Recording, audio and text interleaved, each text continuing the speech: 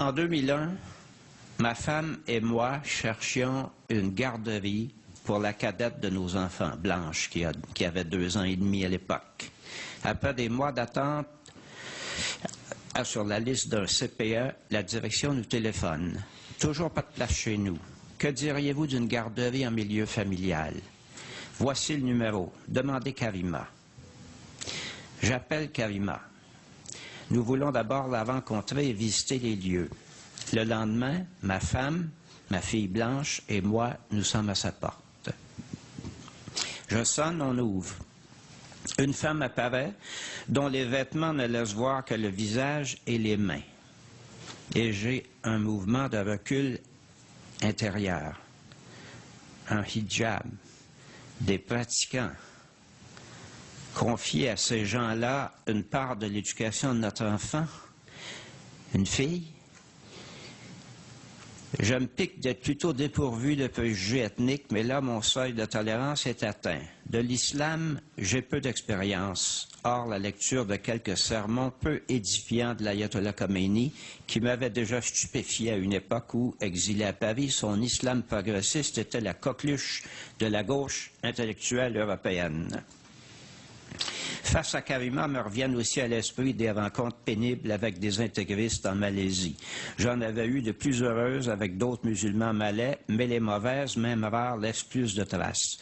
Karima nous invite à entrer. Soyons polis, entrons tant qu'à être venus. Après, il ne sera pas difficile de trouver un prétexte pour nous décider. 5 minutes ne se sont pas écoulées que mes préventions se sont ramollies. Tant on sent partout dans ce foyer l'amour des enfants, dans la décoration, les jouets, l'arrangement du jardin, le bonheur manifeste des petits eux-mêmes. Ma femme et moi rentrons à la maison en nous disant « essayons voir ». Les 18 mois qui suivent seront pour notre fille une merveilleuse période d'épanouissement social, aux côtés d'enfants de toutes origines, certains musulmans, d'autres pas. De notre côté, nous découvrons en Karima une femme d'un bel aplomb, lectrice d'ouvrages de psychologie enfantine, bien au fait des réalités du Québec et qui mène sa petite entreprise avec amour et rigueur, secondée, pas dirigée, secondée par son mari. En fin d'après-midi, les enfants se retrouvent autour d'elle au jardin pour l'heure du conte. Quand je viens chercher Blanche, il n'est pas toujours facile de l'arracher à ces moments de rêve. Nous rentrons à cette époque du Japon, pays très japonisant. La francisation de nos enfants est prioritaire. Nul ne peut mieux nous y aider que la Marocaine Karima. Un matin, j'invite Blanche à se chausser. « Viens mettre tes petits bas. »« C'est pas des bas, c'est des chaussettes. Karima l'a dit, » me corrige-t-elle. Avec Blanche, Karima s'y prend mieux que nous, je crois. Nous avons alors 4 enfants. Blanche est le bébé, et ça paraît par moments. Tout ce qu'il lui faut, c'est un peu de fermeté, me lance un jour Karima, et ça lui manque. Elle s'arrête, l'air un peu inquiète de ma réaction aux 4 derniers mots qui lui ont échappé. Touché. En plus de principes d'éducation clairs, Karima a des principes tout court. Cela ne l'empêche pas d'apprécier l'apport de gens d'autres cultures. J'ai été éduqué par des religieuses françaises, me dit-elle un jour. Elles m'ont transmis une valeur, le respect d'autrui. Aujourd'hui encore, quand on lui parle de Karima, le visage de Blanche s'illumine. Les visages de Karima et de son mari s'illuminèrent eux aussi le matin où je leur ai appris que j'avais manifesté la veille avec 100 000 Montréalais à 26-0 contre le projet de Bush d'envahir l'Irak. Aucune haine des Américains chez eux, mais un brin de fatalisme. Vous verrez, il y aura la guerre quand même. Au cours du débat sur les accommodements raisonnables, j'ai souvent pensé à Karima, à son mari, à leurs 3 filles et aux nombreux musulmans du Québec. Ce chauffeur de taxi, par exemple, qui me confiait timidement son désarroi. Après avoir fui les excès des intégristes en Algérie, il doit parfois, comme musulman, faire face ici aux insultes de quelques passagers ignares.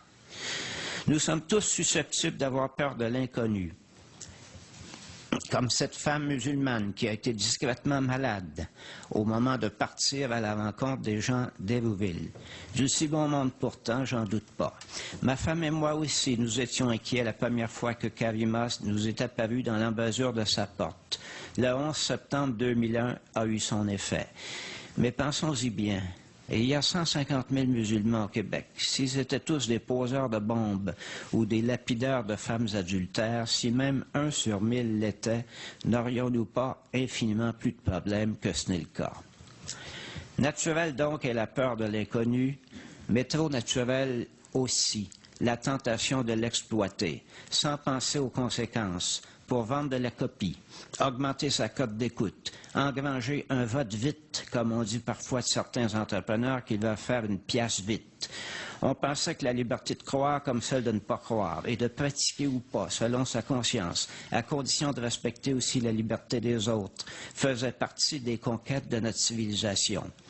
Le principe est remis en cause à la fois par une majorité plus traditionnaliste qu'on ne le croyait, mue par la peur de l'inconnu, et par la frange intégriste des laïcistes, dont la prétention fait parfois sourire. Les religions sont la cause de toutes les guerres, écrit un lecteur de la presse. Vraiment. Staline, Hitler, Pol Pot étaient donc des grenouilles de bénitier. À la vérité, les responsables des guerres ne sont ni les croyants, ni les incroyants. Ce sont les intolérants. Ceux qui vous en veulent de croire ce qu'ils ne croient pas ou de ne pas croire ce qu'ils croient. Grâce à Karima, Blanche Sora est pour la vie, qu'on ne juge pas, de la valeur des gens sur leur croyance ou leur incroyance, ni sur leur façon de s'habiller. Quel beau cadeau!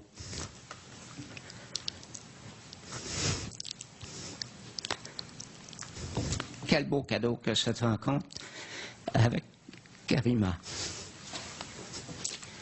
Pour nous. Pour Karima et pour Blanche. Pour le Québec, dont elles font toutes les deux parties.